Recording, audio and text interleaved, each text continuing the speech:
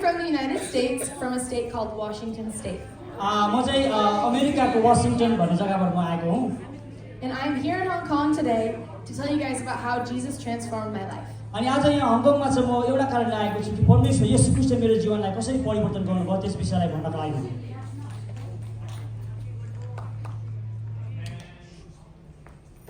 I grew up knowing a little bit about Jesus and going to Sunday school occasionally. अनि म येशू ख्रीष्टको बारेमा है जन्मैदेखि सिक्दै आएको अनि कोही बेला म सन्डे स्कुल पनि जान्थे। But the stories I heard about God seemed fictional and he seemed like an angry, distant God to me. अनि मेरो लागि चाहिँ खाली यो जति पनि बाइबलको कुराहरू चाहिँ है काल्पनिक कथाहरू हो अनि यो परमेश्वर भन्ने कहाँ छ अनि जहिले पनि मलाई त्यो परमेश्वर जहिले पनि रिसाइरहेको एङ्ग्री गड लाग्थ्यो। Because of the way I misunderstood who God was, I never wanted to have a relationship with him.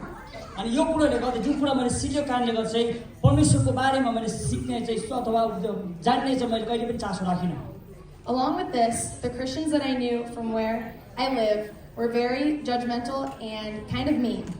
अनि मेरो लागि चाहिँ क्रिस्चियनहरु जति पनि विश्वासीहरु मेरो वरिपरि थियो उनीहरु चाहिँ मेरो लागि चाहिँ एकदमै जहिले पनि न्याय मात्रै गरिरहने है दोष मात्रै देखाइरहने जस्तो मलाई लाग्थ्यो। I understood Christianity to be full of rules and I did not want anything to do with it. अनि मलाई के लाग्थ्यो भनेदेखि चाहिँ है यो ईसाई जति पनि क्रिस्चियनिटी भन्ने कुरा चाहिँ खाली नियमहरुले भरिएको यो गर्नुहुन्छ त्यो गर्नु हुँदैन भन्ने मात्रै लाग्थ्यो मलाई वाक्कै दिकै लागेर आउँथ्यो।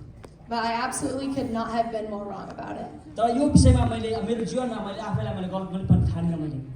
Fast forward to when I was 17 years old. जब म 17 वर्षको पुगे I found myself on a missions trip to Ensenada, Mexico. अनि म मेक्सिकोमा म मिसन ट्रिपको लागि म गएको थिएँ। I went on this mission trip because my mom wanted me to. म गएँ तर मेरो आमाले जा भनेर मात्रै गएको मन इच्छाले चाहिँ म गएको हैन। And also because I wanted to help the people there. अनि मलाई चाहिँ मानिसहरूलाई सहायता गर्नु मलाई इच्छा पनि थियो।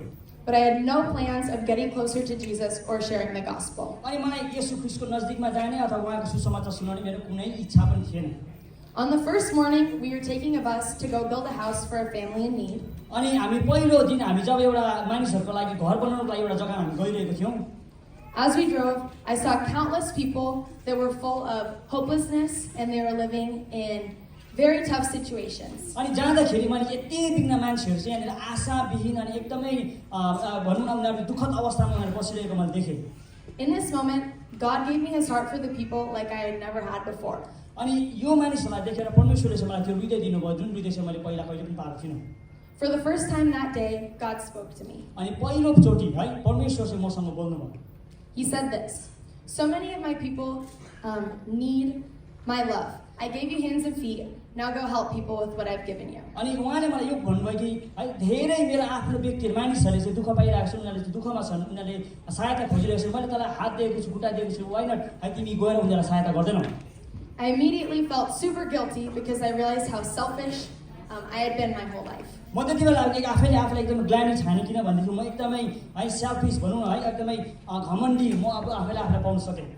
I realized that my biggest worry had always been about myself and it was never about anybody else. अनि मेरो जीवनमा चाहिँ सबैभन्दा ठूलो डर चाहिँ के थियो भने जहिले पनि म मेरो आफ्नो विषयमा मात्र सोच्थे अरूको विषयमा म कहिले पनि सोच्दिनथे। But on that day, November 5th of 2022, God radically ripped the pride from my heart and replaced it with his love for his people. अनि नोभेम्बर 5 2022 को दिन चाहिँ परमेश्वरले मेरो हृदयलाई चाहिँ पूरा रूपमा उहाँले परिवर्तन गरिदिनु भयो अनि म ती मानिसहरूलाई सहायता गर्नको लागि। That was the day that I decided that I wanted to have a relationship with Jesus. अनि त्यो दिन चाहिँ मैले येशू ख्रीष्टसँग मेरो सम्बन्धलाई बाँध्ने मैले निर्णय गरेँ। Since that day, I have been filled with an overwhelming sense of joy and love, and it's completely miraculous. अनि त्यो समयदेखि चाहिँ मेरो जीवनमा एउटा ठूलो चमत्कार भयो अनि मेरो हृदयमा चाहिँ त्यो है अटाउनै नसक्ने त्यो आनन्द र खुशीले मेरो हृदयलाई छायो। It's not from me, it's completely from God. अनि यो चाहिँ मबाट भएको हैन यो चाहिँ परमेश्वरबाट भएको हो। It is truly miraculous, but it makes sense because we serve a mighty God that can do the impossible through his people. अनि यो अचम्मको कुरा थियो तर मेरो लागि मैले मेरो प्रयास भने तर परमेश्वरले चाहिँ एउटा अचम्मको काम है मेरो जीवनमा गर्नु भएको थियो। I then joined a missions program called Youth with a Mission. अनि मैले युथ विथ अ मिशन उहाँको जुन चाहिँ टिम छ त्यहाँ उहाँ जोइन गर्नुभयो। I did this because I wanted every single person in the world to feel the overwhelming joy and love that God showed me. अनि म चाहन्छु कि संसारमा भएको हरेक मानिसहरूले त्यो प्रेम त्यो आनन्द है महसुस गरोस् जुन प्रेम र आनन्द चाहिँ मैले मेरो जीवनमा महसुस गरेको छु। Thank you for listening to my story. धन्यवाद मेरो स्टोरी तपाईले सुनिदिनु भएकोमा अनि Merry Christmas. मेरी क्रिसमस सबैलाई है अनि यस गरी हाम्रो सोइङ लेडिजहरूलाई